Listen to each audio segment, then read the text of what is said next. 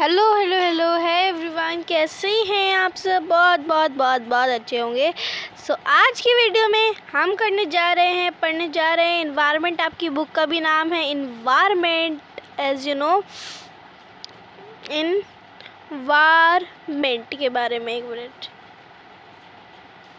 अच्छे से लिखते हैं थोड़ा। हाँ जी, चलो फिर लिखते हैं इन्वायरमेंट के बारे में। आज की वीडियो में हम पढ़ने जा रहे हैं, ठीक है। ये आपकी बुक का भी नाम है वैसे तो, बाय द वे। एंड ये ज्योग्राफी का चैप्टर हम स्टार्ट करने जा रहे हैं। लाइक कर दीजिएगा वीडियो को, सब्सक्राइब कर दीजिएगा अगर थोड़ी सी भी एक्सप्लेनेशन अच्छी लगती है तो आपको। Please subscribe and like share subscribe कर दीजिएगा। ओके, इन्वायरमेंट के बारे में हम पढ़ेंगे। पहले ही मैं आपको बता देती हूँ कि जो पूरा पेज है ना, ये आप खुद रीड करना है आपको, क्योंकि ये इतना इम्पॉर्टेंट नहीं है कि मैं आपको इसे पढ़ाऊँ अच्छे से। ये इतना इम्पॉर्टेंट नहीं है, मैं कह रही हूँ। तो आप स्किप कर लीजिएगा या तो फिर इसे रीड कर लीजिएगा, ठीक है। अगर आपके एग्ज़ाम्स आ रहे हैं ना, तो मैं तो कहूँगी ये पेज मत पढ़िएगा, रीड मत करिएगा, क्योंकि ये पेज इतना इम्पॉर्टेंट नहीं है, इतना नेसेसरी नहीं है। हम कहाँ से पढ़ेंगे? हम सीधा यहाँ से पढ़ेंगे, एज यू नो। और नीचे लास्ट पैराग्राफ था जिसमें है एक क्वेश्चन, why is our environment is changing. तो ये इम्पॉर्टेंट है, ठीक है।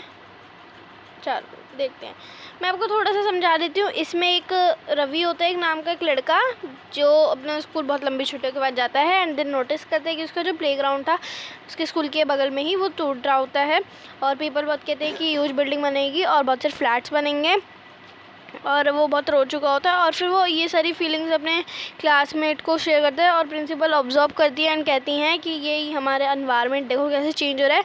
फिर क्लास में रवि पूछता है कि एनवायरनमेंट क्या होती है। फिर टीचर कहती हैं एनवायरनमेंट वो होती है जो भी तुम्हारी सराउंडिंग्स में जो भी तुम देखो, ऑल आर योर सराउंडिंग्स, ठीक है। जैसे ओपन फील्ड, गार्बेज। और मैम ने कहती हैं 3 तरह के होते हैं, एक क्रिएटेड बाय ह्यूमन होते हैं और एक क्रिएटेड बाय नेचर होते हैं।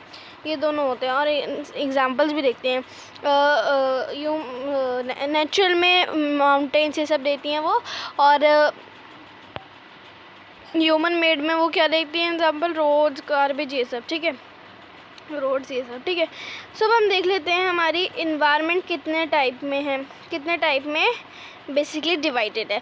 तो हमारी कंपोनेंट ऑफ इन्वायरमेंट हम एक बार देख लेते हैं। एक हमारी 3 पार्ट में डिवाइडेड है हमारी environment. First natural, then human made, then हमारी आ जाती है ह्यूमन, ठीक है। जल्दी से एक एक करके इन सबको पढ़ते हैं और अपने चैप्टर को फिनिश करते हैं, है ना, अच्छे से। चलो फिर कंपोनेंट्स ऑफ इन्वायरमेंट एक बार हम देख लेते हैं आँख उठा के इनके ऊपर। तो सबसे पहले हम नेचुरल की बात करते हैं। नेचुरल इन्वायरमेंट क्या होती है भैया? नेचुरल में एयर हमारी होती है। एयर किसी इंसान ने नहीं बनाई है, वाटर भी किसी इंसान ने नहीं बनाया है, और लैंड भी किसी ने नहीं बनाया, ठीक है। तो और बायोस्फीयर भी, ठीक है। एयर को हम एटमॉस्फेयर कहते हैं, वाटर को हम हाइड्रोस्फीयर कहते हैं, और लैंड को हम लिथोस्फीयर कहते हैं, और बायोस्फीयर लिविंग थिंग्स को कहते हैं। मतलब यहाँ मैं 3 सर्कल बना रही हूँ, यहाँ मैंने ये 3 सर्कल बना दिए, ठीक है, ऐसे। और ये तीसरा, एक मिनट,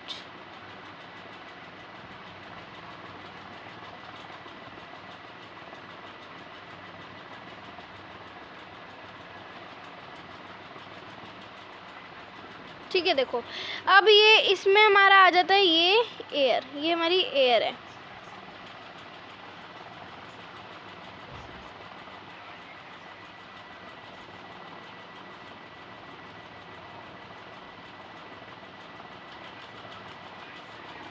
ये हमारी एयर है, ये हमारा लैंड है, और ये हमारा वाटर है। जब ये तीनों एक साथ जगह पे मिलते हैं तो हम लिविंग ऑर्गेनिज्म रह सकते हैं। जहाँ पे पानी होगा, हवा होगी, और रहने के लिए स्थान यानी कि लैंड होगा, तो वहीं पे हम लिविंग थिंग्स रह सकते हैं, यानी कि, ठीक है, जो जिंदा हैं वो रह सकते हैं। उसे फिर हम ये देखो, ये तीनों चीज़ों का मिक्सचर एक साथ बन रहा है। यहाँ से थोड़ा सा, यहाँ से थोड़ा सा, यहाँ से थोड़ा सा, ठीक है, दोनों मिल रहे हैं, तीनों एक साथ मिल रहे हैं एक जगह पे, उसे हम कहते हैं बायोस्फीयर। उसे हम क्या कहते हैं? बायोस्फीयर। सिंपल सी डेफिनेशन है, डेफिनेशन बुक में ही है आपकी। और सिंपल अगर आपको समझना है, बायोस्फीयर एयर लैंड वाटर को मिला के बायोस्फीयर बनता है। जहाँ बायोस्फीयर, या तो फिर आप ऐसे याद रख लें, जहाँ पे लिविंग ऑर्गेनिज्म रहते हैं। अब लिविंग ऑर्गेनिज्म जब रहेंगे कहीं पे, तब उन्हें क्या क्या चाहिए होगा? पानी चाहिए होगा, एयर चाहिए होगी और लैंड चाहिए होगा, है ना? ये तो आपको पता है। अब हम देख लेते हैं human made environment. Human made में है क्या भाई? अक्सर बच्चे ह्यूमन मेड एंड ह्यूमन में कंफ्यूज हो जाते हैं। अब देखो यहाँ पे एक वर्ड यूज़ हो रहा है, ह्यूमन मेड, ठीक है? यहाँ पे बस ह्यूमन, यानी कि ये ह्यूमन की इन्वायरमेंट है और ये ह्यूमन से बनाई गई इन्वायरमेंट है, ठीक है, ये वाली। तो पहले हम देखते हैं ह्यूमन, क्योंकि पहले ह्यूमन आए देन ह्यूमन मेड इन्वायरमेंट बनी है, ठीक है? तो सबसे पहले ह्यूमन में कौन आया? पहले एक इंसान है, एक इंडिविजुअल आया, देन उसकी पूरी फैमिली बनी, ठीक है? फिर उससे पूरी फैमिली से पूरी कम्युनिटी बनी, देन फिर रिलीजन्स आ गए, सिख, हिंदू, मुस्लिम, क्रिश्चियन, ये सब, क्रिश्चियनिटी सब आ गए, सब रिलीजन आ गए। फिर हमारे एजुकेशन आया फिर हमारा, ठीक है, जिसमें हम पढ़ाई करते हैं। इकोनॉमिक बैकग्राउंड आए, यानी कि अमीर और पॉलिटिकल सिचुएशन, यानी कि ये वहाँ का है, ये महाराष्ट्र का है, बंगाली है, ठीक है? ये सब आए ह्यूमन मेड में, ये होते हैं, ठीक है? इनमें ये नहीं होता कि रोड वोड। यहाँ पे ह्यूमन की बेसिकली फैमिली और पॉलिटिकल की तरह बात करा जाता है, यानी कि पहले एक इंडिविजुअल आया, फिर उसकी फैमिली आई, फिर उसकी कम्युनिटी, फिर उससे कम्युनिटी से बना हमारा रिलीजन, रिलीजन से बनी हमारी एजुकेशन, एजुकेशन से हमारी इकोनॉमिक बैकग्राउंड देखी जाती, मतलब हम अमीर है, गरीब है, ये सब देखा जाता था। फिर पॉलिटिकल सिचुएशन है कि ये महाराष्ट्र में रहता है, ये दिल्ली में रहता है, ये यहाँ रहता है, ये साउथ में रहता है, ऐसी सिचुएशन फिर आई हमारी, ठीक है? अब हम देख लेते हैं ह्यूमन मेड क्या है, जो ह्यूमन से बनाई गई है।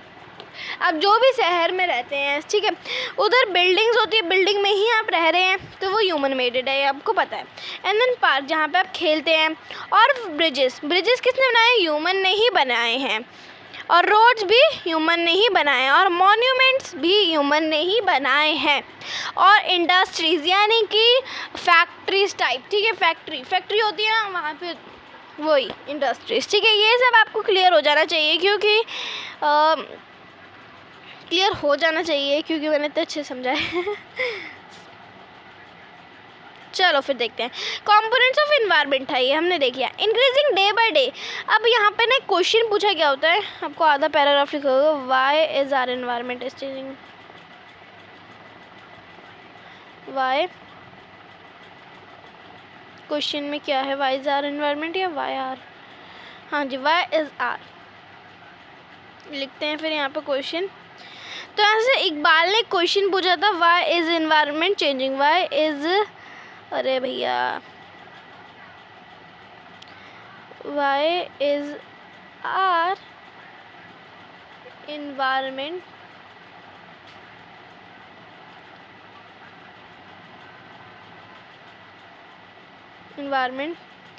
Is changing. कोई मुझे ब्रीफ में आंसर दे सकता है कि क्यों हमारी इन्वायरमेंट चेंज हो रही है? Why is environment is changing?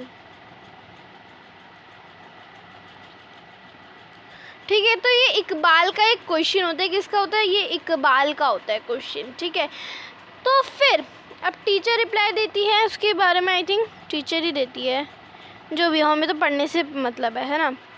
तो फिर उसकी टीचर कहती है कि ये हमारे increasing needs, day by day हमारी नीड बढ़ रही है, जिससे ह्यूमन क्या कर रहा है? कुछ चीज़ों को, हमारी नेचुरल एनवायरनमेंट को मॉडिफाई कर रहा है और डिस्ट्रॉय कर रहा है, किसको? आर नेचुरल सराउंडिंग्स को, ठीक है?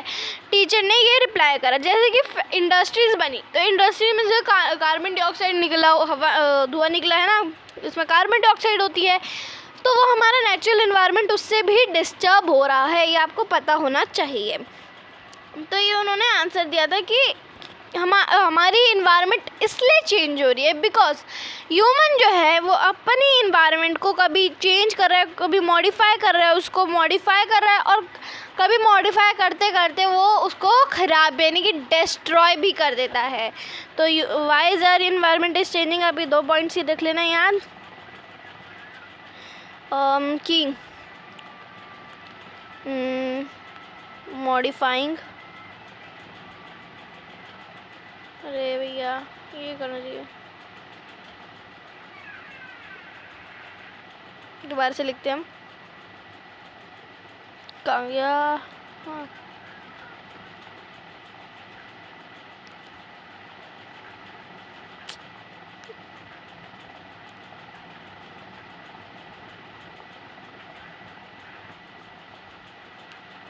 मैंने लॉक कर दी स्क्रीन, अब कुछ नहीं होगा।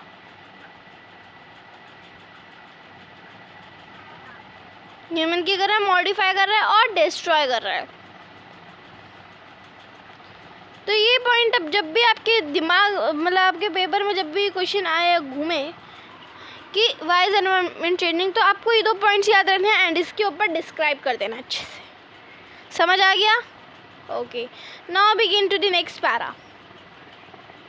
अब हम देखते हैं abiotic and biotic component. What are the abiotic and biotic components? तो ये हमने 6th क्लास में पढ़ा था, चैप्टर नंबर 11 में, या तो फिर आपकी बुक में ही था, मुझे इतना याद नहीं है, बट आपकी बुक में था ये टॉपिक, और 6th क्लास की बुक में ही था आपका।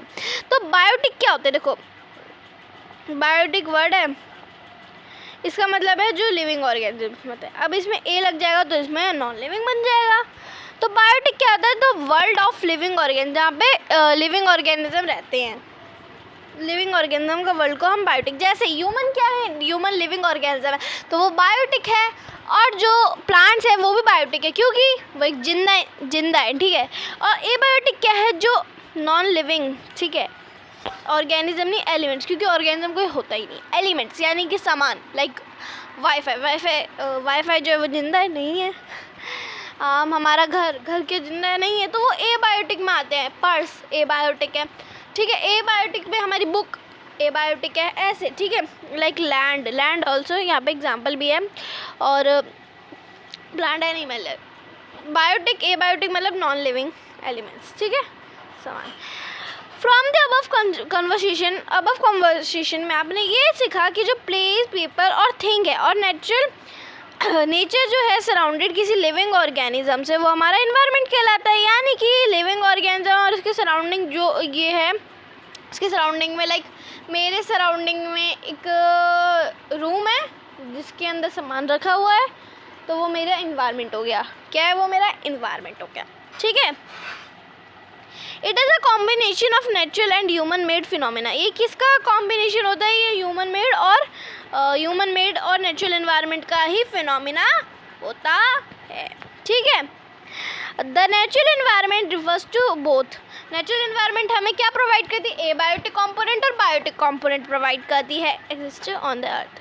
Human environment reveal the activity. Human environment जो है क्या रिवील करता है? एक्टिविटी, क्रिएशन, जो हमारे interaction with among human being से करता है।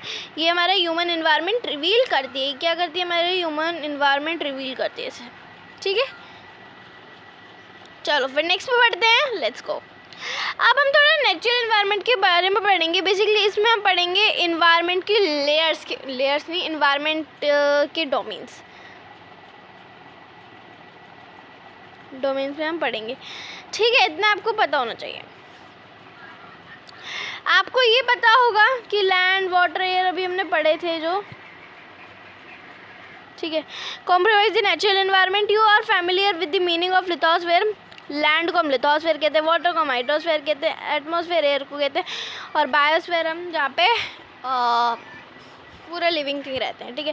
फ्रॉम योर प्रीवियस क्लास, हमने प्रीवियस क्लास में ये सब लर्न किया था। चलो अब इन्हें हम डोमेन्स भी कहते हैं। इन्हें हम लेयर ऑफ इन्वायरमेंट तो कहते हैं नेचुरल एनवायरनमेंट की लेयर तो कहते हैं, बट लेयर नहीं, डोमेन्स भी हम कहते हैं। तो हम पहले तो लिथोस्फेयर के बारे में पढ़ लेते हैं। लिथोस्फेयर जो है वो सॉलिड क्रस्ट है, और उसकी जो हार्ड टॉप लेयर है अर्थ पे। देखो मान लो ये अर्थ है, ये आपकी अर्थ है, ठीक है। इसकी जो टॉप पे है वो हमारी लिथोस्फेयर है, और ऐसे वो ऐसे, ठीक है। ये जो टॉप लेयर है और सॉलिड क्रस्ट है, ये किससे मेड अप ऑफ है? ये रॉक्स एंड मिनरल से बनी हुई है, और कवर्ड किससे? एकदम थिन लेयर ऑफ सॉइल से कवर्ड है ये। और इसमें इरेगुलर प्लेसेस भी हैं, जैसे कि सरफेस है like mountain, plateaus, plateaus, plains, valleys etcetera landforms है। यहाँ पे इरेगुलर प्लेटफॉर्म्स है found over the continent and also on the ocean floor. ठीक है, ओशन फ्लोर। अब हम थोड़ा लिथोस, एक मिनट, अब हम लिथोस्फीयर के बारे में थोड़ा और जानेंगे। ये क्या है, एक डोमेन है जो हमें क्या प्रोवाइड करता है, ग्रास लैंड, ग्रेजिंग के लिए जो बकरियां करती रहती है ना, खाती हैं, तो उनके लिए हमें ये प्रोवाइड करता है। एक मिनट भाई,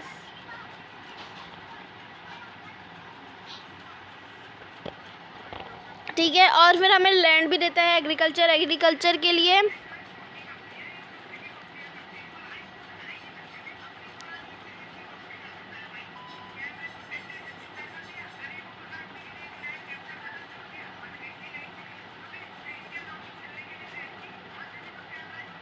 एग्रीकल्चर के लिए यानी कि खेती बाड़ी करने के लिए ह्यूमन को, और ह्यूमन की सेटलमेंट यानी कि उनका घर वर बसाने के, मतलब सॉरी उनको घर में रहने के लिए उनके मतलब लैंड देता है ताकि वो रह सके, सेटलमेंट्स है ना, ये कहेंगे।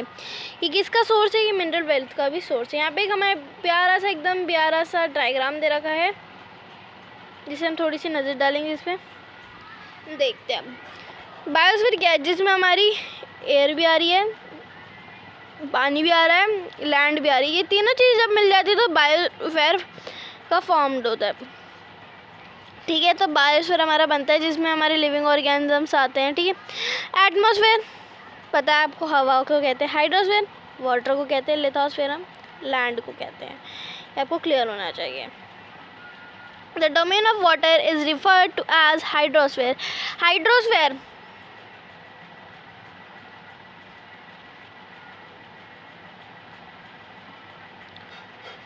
हाइड्रोस्फीयर किससे हाइड्रोस्फीयर को, एक मिनट,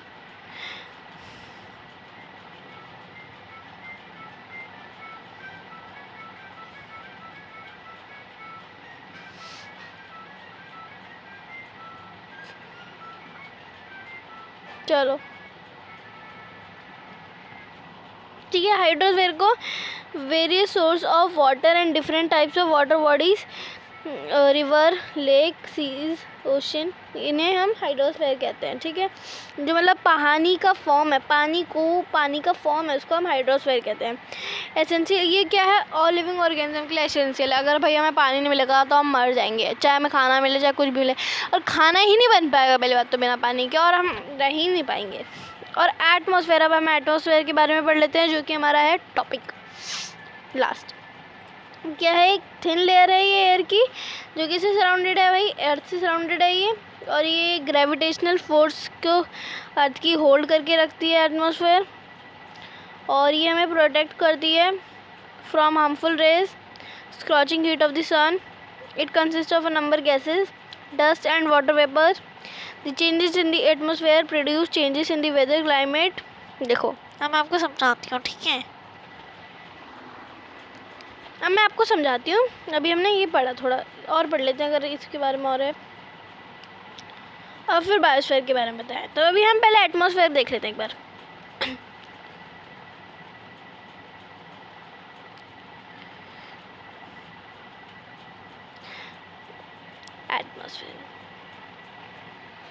एटमॉस्फेयर क्या है, ये हमारी अर्थ है, ये हमारी अर्थ है। अर्थ से क्या सराउंडेड है, अर्थ से ये सराउंडेड है रेड कलर का,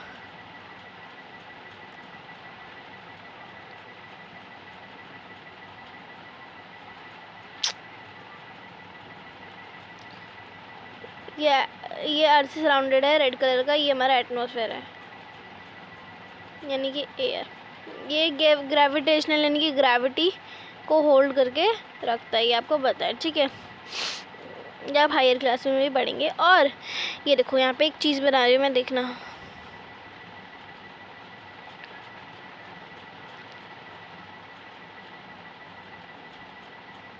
ये हमारी अर्थ है, सन है।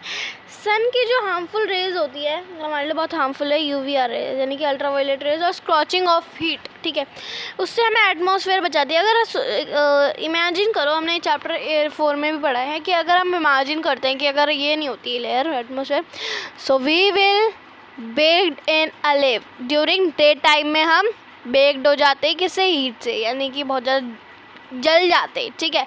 एंड देन नाइट में हम गेट फ्रोजन हो जाते इन दी नाइट, ड्यूरिंग द नाइट जो भी आप बोले, ठीक है, हम जम जाते। तो हमारी एटमॉस्फेयर जो है ना, ये हमारी बहुत हेल्प करती है हमें प्रोटेक्ट करने के लिए फॉर सन की UV रेज, स्क्रॉचिंग हीट से, ठीक है। और किससे करती है भाई, और किससे करती है, हमारी ये ग्रेविटेशनल फोर्स को भी पकड़ कर रखती है, होल्ड करके रखती है, ठीक है।